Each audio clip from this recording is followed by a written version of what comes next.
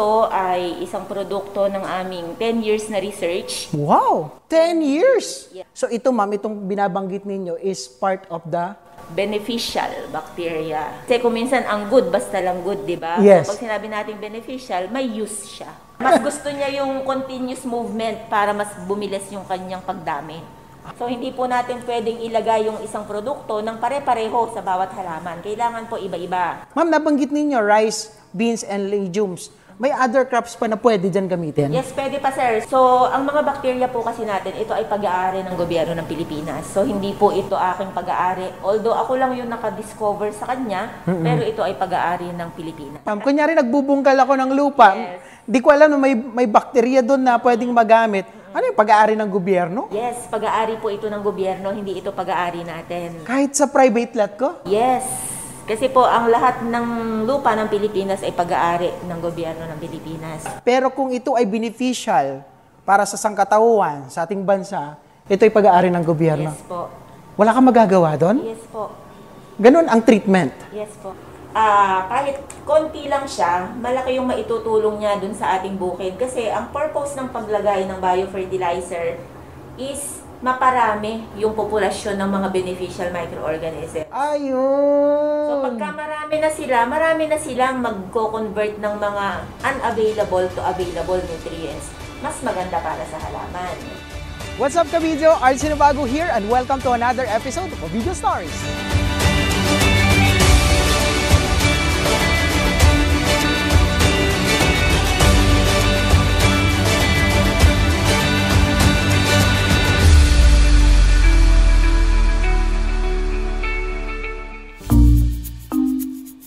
What's up ka-video? Kamusta po kayo? For today's video, nandito tayo ngayon sa Central Luzon State University sa Science City of Muñoz. Dito po sa lalawigan ng Nueva Ecija na kung saan ating kikilalanin ang isang soil scientist na nakadiscover ng isang novel bacteria na pwedeng magamit sa paggawa ng biofertilizer. Tara, let's go! Ay, hello po. Good morning. Good morning po. Yes, good morning, ma'am. Bago po tayo magsimula, ma'am, pakilala po muna tayo sa ating mga ka-video. Ay, magandang umaga po. Hello po. Ako po si Maria Luisa Mason, isang soil microbiologist mula sa Central Luzon State University. Basically po, ang ginagawa namin, kasama ako at ang aking research team, ay mag-develop ng mga technology na may kinalaman po sa biofertilizers para po sa magamit ng ating mga farmers. Ngayon, ma'am, no? Kasi nabanggit natin, you discovered this novel bacteria. Ano po ba itong bacteria na sinasabi po ninyo? Itong bacteria, sir, na to ay na-isolate dito mismo sa Nueva Ecija. So, ito ay isang produkto ng aming 10 years na research. Wow! 10 years? Yes, 10 years na research, and ikinumpara namin ito sa mga known na bacteria sa buong mundo, and doon namin napatunayan na ito ay isang endemic at indigenous species na dito lang sa Pilipinas. Yes, for the information of everyone, no, kasi may good and bad bacteria. So ito, ma'am, itong binabanggit ninyo is part of the beneficial bacteria. Okay. Kasi kung minsan ang good, basta lang good, di ba? Yes. So, pag sinabi natin beneficial, may use siya. Ma'am, itong 10 years of research ninyo, no? So sabi ninyo, na-isolate dito lang sa Nueva Ecija. So can you elaborate that? Yes po. So ang ginawa po namin dito, nung 2014, nung ako ay pinalad na magkaroon ng scholarship from the Japanese government, so ang naging linya po ng aking research ay mula sa iba't ibang lupa sa Pilipinas, manguha ng mga beneficial microorganisms. Okay. Then mula doon, almost every day sa loob ng 5 taon sa laboratorio, inaral ko po yung identity ng microorganism na to, kung ano yung kanyang function, ano yung mga factors para makatulong siya sa agrikultura. Yes. And then kung saan-saan pa siya pwedeng magamit, sa halaman, sa lupa. Yes. So lahat po ng aspeto. And then na-develop siya, and then yun nga po, kinumpara natin sa mga iba't ibang uri ng mga microorganisms sa buong mundo. And then doon natin napatunayan na talagang dito lang siya sa Pilipinas matatagpuan. Wow! Galing, no? So may parang specific na bacteria na dito lang daw po sa Pilipinas. Pero we usually heard and see online and sa TV, no? May mga fertilizer coming from abroad. So is that okay to use here in the Philippines? Actually, limitado po kasi yung ating mga research na ganito dito sa Pilipinas sa Yes. ngayon. So, hindi talaga natin maiiwasan na marami tayong imported na biofertilizers. Pero, ang atin pong gobyerno sa kasalukuyan ay talagang ine-encourage tayo, kami Yes. na mga researcher, na mag-develop ng mga technologies na locally developed, locally produced. Yun. Para nang sa ganun po, syempre meron tayong mga natural biodiversity sa Pilipinas. Yes, tama yun. Iiwasan natin ito na maapektuhan ng mga introduced lang na mga microorganism. So gusto natin, syempre yung mga local isolates natin, local microorganisms, kumpara eto na sa Pilipinas yung tahanan nila eh. So dahil nandito sila, walang problema na paramihin sila. Taga dito sila eh. Taga rito kasi sila. Yes. Pagka-introduce lang, kung minsan, baka hindi maging ganun kaganda yung kanyang pagtanggap Yes. sa environment ng Pilipinas. So, mas Yes. maganda pa rin talaga na Yun. locally produced and isolated yung ating mga microorganisms. Yes, ma'am. Yan, we consider that as endemic or we call this, ano yung right term? Indigenous din. Indigenous. Talagang dito lang makikita. Yes. Ano ba yung profession, trabaho ni ma'am? Bakit kayo napunta dito sa ganitong klase ng research? So, ako po ay isang agriculturist. Actually, 5 taon pa lang ata ako, agriculturist na ako.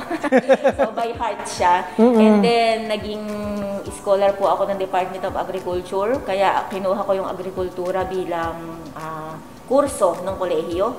Then, ako po ay kumuha ng masteral at doctoral degree in soil microbiology sa University of Miyazaki sa Japan. Wow! So, doon ko po na-focus yung aking research sa pag-develop ng mga biofertilizers and microbial inoculant na ang ginamit ko pong microorganism, puro local. So, Yun. mula sa north hanggang south of the Philippines po, nagpunta po ako halos 2 buwan, araw-araw ako nagbabiyahe para mangolekta. Ng soil sample. Okay. Parang nakita ko nga po sa mga research ninyo, yung mga flooded soil, non-flooded. Ano pong ano doon? Parang ano ba yung purpose nyo doon? Para ano? Yes, sir. Kasi ang mga microorganisms natin, parang tao din yan eh. Kasi living sila, di ba? Yeah, living. Yeah. So, may mga kondisyon din sila na pinakagusto. Halimbawa, sa atin, mula pagkabata, lumaki, naka-aircon na. So, pag dinala mo sa mainit, hirap siyang mag-adapt. Ganon din ang microorganism. Kaya kailangan i-isolate mo sila sa iba't ibang lokasyon. So, pag na-isolate mo sila doon, yun din yung best na lugar kung saan mo sila pwedeng gamitin. Okay. Pag na-develop mo na sila bilang part ng biofertilizer. Ma'am, itong na-discover ninyo dito sa Nueva Ecija is dito nyo po nakita sa Science City of Muñoz. Yes. Galing. So ako excited na ma'am na makita yung binabanggit nyo na yan upang sagin ma-share natin sa ating mga ka-video, sa ating mga kababayan, lalong-lalo na yung mga farmers na gumagamit ng biofertilizer at ito ay malaking potential po na pwede nating magamit. Pwede tayong most likely siguro makakatipid. Tama po ba? Sabi nga, indigenous dito po sa ano natin, sa Pilipinas. But there's a proper formulation, di ba? Yes. Right formulation para makagawa po tayo dito. At isi-share po sa atin ngayon ni Ma'am Loisa kung ano-ano po yung mga materials at the same time yung process ng paggawa ng biofertilizer. Tara, let's go!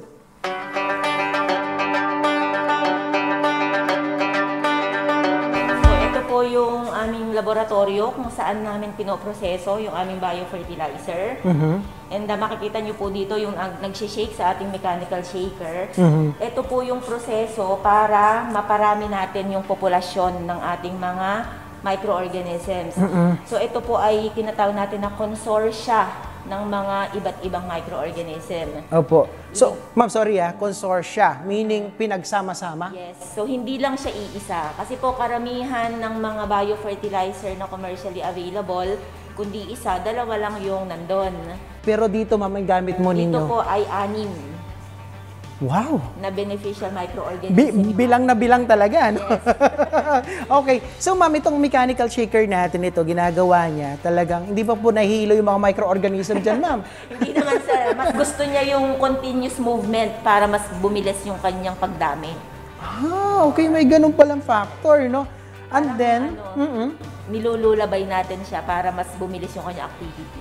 Ah, okay. So ma'am, how many days it takes na dadaan siya sa ganyang proseso? 5 days lang, pwede na natin siyang i-inoculate sa ating 5 material. days, okay. Ma'am, pwede ba nating i-mention yung bacteria na binabanggit natin Yes. dito? Okay. So, ang mga bakterya po kasi natin, ito ay pag-aari ng gobyerno ng Pilipinas. So, hindi po ito aking pag-aari. Although ako lang yung nakadiscover sa kanya, pero ito ay pag-aari ng Pilipinas. Paano yung treatment natin dun, ma'am? Kunyari, nagbubungkal ako ng lupa. Yes. Di ko alam na may bakterya dun na pwedeng magamit. Ano yung pag-aari ng gobyerno? Yes, pag-aari po ito ng gobyerno, hindi ito pag-aari natin. Kahit sa private lot ko? Yes.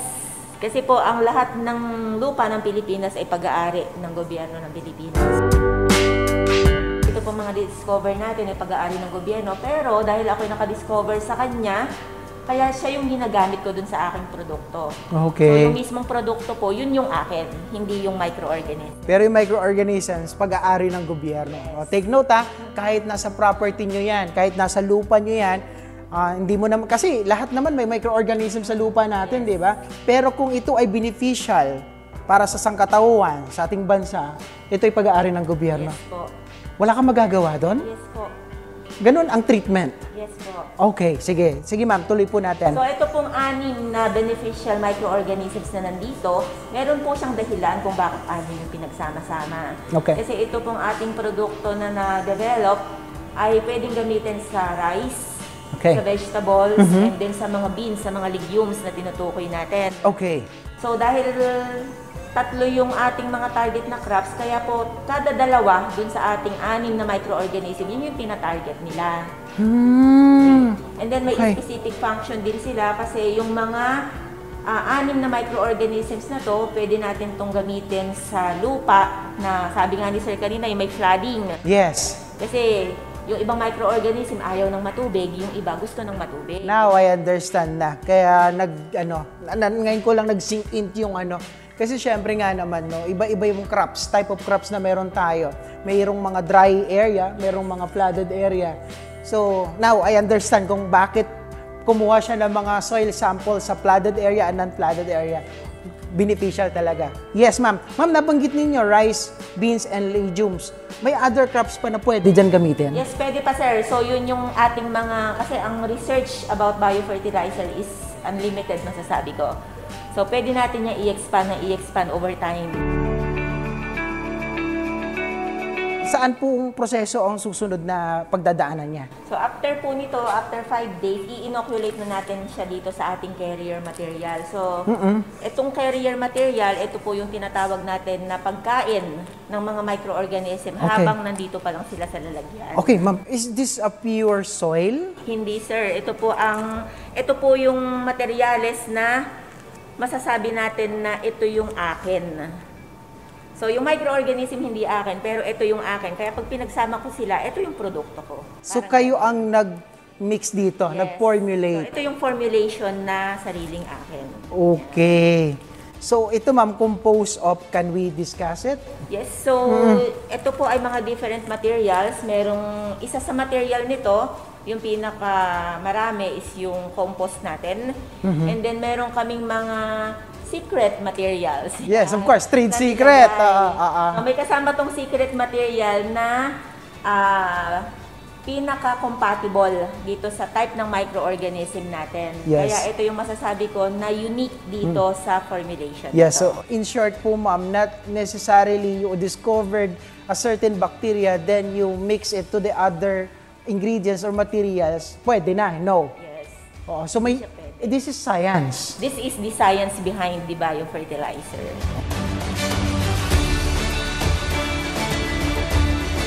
So this ma'am, no? So imimix po natin yan, tama po? Then so how many days it takes para masabi na natin, ito pwede nang gamitin, pwede nang i-apply ito sa ating mga pananim? So based po dun sa aming long-standing research, 1 week after natin mai-inoculate, pwede na siyang ilagay sa ating bukid. So pwedeng. Pero yung ganito lang ba kadami ito? Or paano ba yung application nito? Ito po ay meron tayong protocol na sinusunod. Siyempre, iba-ibang halaman, iba yung dapat na manner ng paglagay. Okay, tandaan po natin yan. Okay. So, hindi po natin pwedeng ilagay yung isang produkto ng pare-pareho sa bawat halaman. Kailangan po iba-iba. So, may sinusunod tayong procedure para gawin ito, and yun po ay inilalagay namin sa label ng aming produkto. Okay, so may procedure din naman at saka specific crops na pwedeng paggamitan. So, different crops, no? Yes, sir. Okay, pero may specific. Yes. So, yung specific nito, yung kung kailan ilalagay and paano ilalagay. Okay, yung parang manner of application nga na sinasabi nila. So after this, ma'am, ano na natin to, nahilo na natin yung bacteria na yan, na-mix na natin dito. So what's the outcome, the output? Okay, so ipapakita po natin yung output. Okay. Kahit konti lang siya, malaki yung maitutulong niya dun sa ating bukid. Kasi ang purpose ng paglagay ng biofertilizer is maparami yung populasyon ng mga beneficial microorganisms. Wow! So pwedeng-pwede pala ito sa ating mga kababayan, no? Lalong-lalo na yung mga nasa backyard farming lang, nagtatanim ng gulay. A product of 10 years study and research ni Ma'am Luisa together with the CLSU. Ma'am, can you guarantee to our viewers, sa ating mga listeners ngayon, sa ating mga ka-video, na itong biofertilizer na natin na ito ay makakatulong talaga ng todo sa ating mga farmer? Yes po, ang isang guarantee na maibibigay ko sa ating mga farmers and viewers is ang mga research po na ginawa namin tungkol dito, lahat po ito ay published internationally. So, ibig kong sabihin na review ng mga iba-ibang experts sa iba't ibang bansa. Yun. So, nothing to worry.